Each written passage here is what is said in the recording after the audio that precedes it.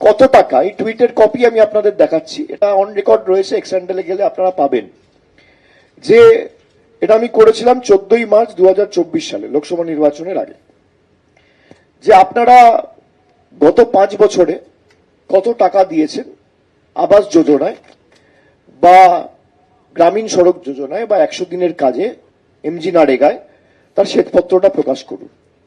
757 দিন পার আজও শ্বেতপত্র প্রকাশ করতে পারেনি। তারা তৃণমূলের কার্যকলাপ নিয়ে প্রশ্ন তোলে।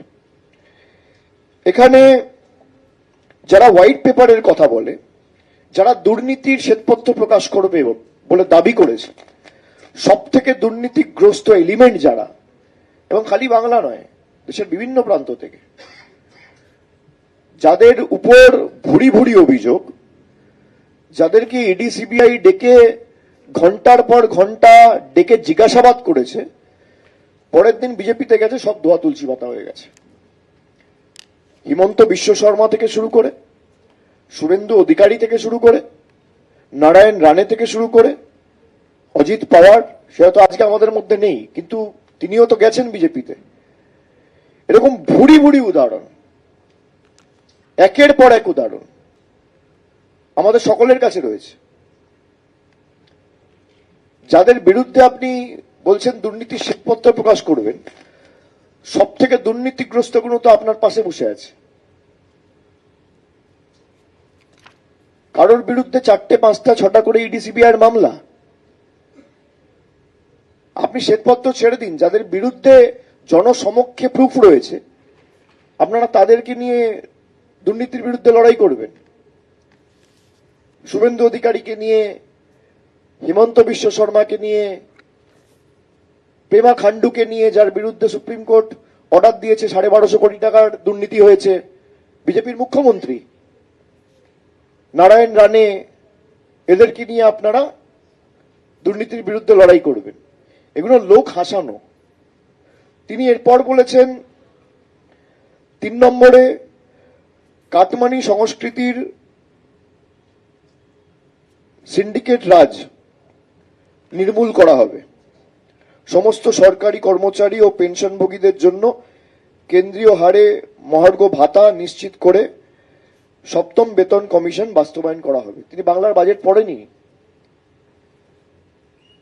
1946 সালে যখন প্রথম পে কমিশন বাস্তবায়িত করা হয়েছিল বাংলায়, তখন তার নাম হয়েছিল পে কমিটি।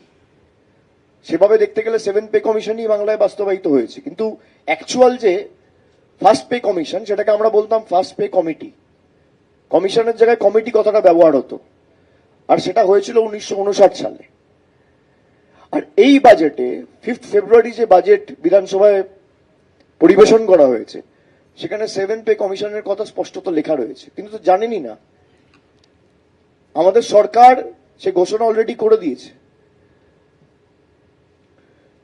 তারপরে তিনি বলেছেন, আগামী 5 বছর 1 কোটি মানুষের জন্য নতুন চাকরি ও স্বনির্ভর হওয়ার সুযোগ তারা তৈরি করবে, এবং বেকার যুবক যুবতীদের জন্য কর্মসংস্থান সুনিশ্চিত না হওয়া পর্যন্ত প্রতি মাসে 3000 টাকা আর্থিক সহায়তা প্রদান করা হবে। যারা 1 কোটি চাকরির কথা বলে, নরেন্দ্র মোদী ক্ষমতায় আসার পর থেকে বাংলা সহ ভারতবর্ষের বিভিন্ন প্রান্তে নির্বাচনের প্রাক্কালে প্রধানমন্ত্রী হওয়ার আগে সব জায়গায় ঢাকঢোল পিটিয়ে বলেছিল বছরে 2 কোটি বেকারের চাকরি হবে। আজকে 12 বছর ক্ষমতায় নরেন্দ্র মোদী, কার্যত দেখতে গেলে প্রতি বছর যদি 2 বছর চাকরির প্রতিশ্রুতি তিনি দেন, তাহলে 12 বছরে 24 কোটি চাকরি। ভারতবর্ষে 4123টা বিধানসভা আছে, সেভাবে দেখতে গেলে যদি 24 কোটি চাকরি হয়ে থাকে, যা তিনি বলেছেন যে প্রতি বছর আমি 2 কোটি করে বেকারের চাকরি দেবো, তাহলে 24 কোটি চাকরি যদি দেশে হয়, প্রত্যেকটা বিধানসভায় গড়ে 58,000 যুবক যুবতীর নতুন কর্মসংস্থান হওয়া উচিত। অমিত শাহ সারা বাংলা জুড়ে 5,000 লোক দেখাক, যাকে নরেন্দ্র মোদীর সরকার 5,000, আমি একটা বিধানসভার 58,000 বলছি না, সারা বাংলা জুড়ে 5,000 লোক দেখাক, যাকে নরেন্দ্র মোদীর সরকার গত 12 বছর ক্ষমতায় থাকার পরে কোনো যুবক বা যুবতীর হাতে একটা কর্মসংস্থানের নিয়োগপত্র তাদের কেন্দ্রের সরকার তুলে দিয়েছে। যা প্রতিশ্রুতি দিয়েছে এই একই জিনিস দিল্লিতে বলেছিল, যুবক যুবতীদের হাতে আমরা 3,000 টাকা করে দেবো। আপনাদের অন্য জায়গায় সরকার আছে না? আসামে আছে না?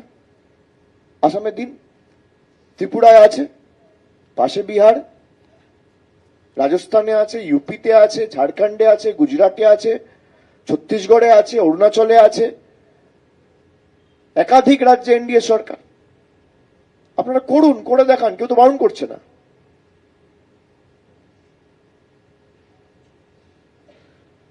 এরপর তারা বলেছে মহিলাদের নিরাপত্তার জন্য থাকবে বিশেষ মহিলা পুলিশ ব্যাটালিয়ন।